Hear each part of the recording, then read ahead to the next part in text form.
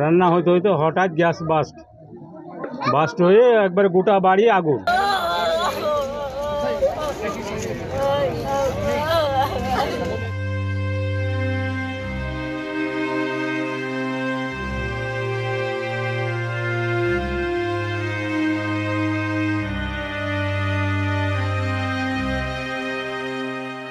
আমি জানি না গো, আমি শ্বশুর বাড়িতে ছিলাম গো, আমি কিছু জানি না। আমি শুধু জানি বাস্ট হইয়া জগ পুড়ে গেছে গো বাড়িতে গো।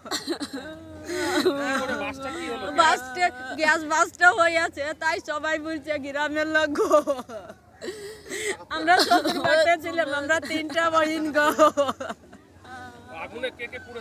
আগুনে পুড়ে আছে আমার মা, আমার বড় বোন, আমার বোন নাই, বড় বোন নাই, আর আমার বড় বোনের বৌমা আর ওই লাতনি গো।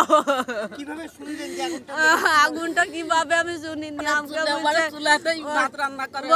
গ্যাসে রান্না করছে নাকি তাও আমি জানি না। এখন তরকারি মরকারি জাল দিচ্ছিল নাকি বলতে পারবো না।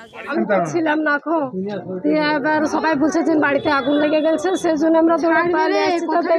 রামপুরহাটে পুড়ে গেছে সবকিছু, নাই সব পুড়ে ছাই হয়ে গেছে।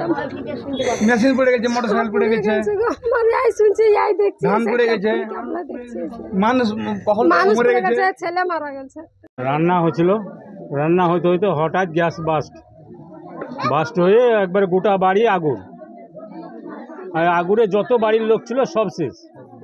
কতজন খাওয়া হয়েছে? 5 জন। অবস্থা কিরকম? 6জন সিরিয়াস।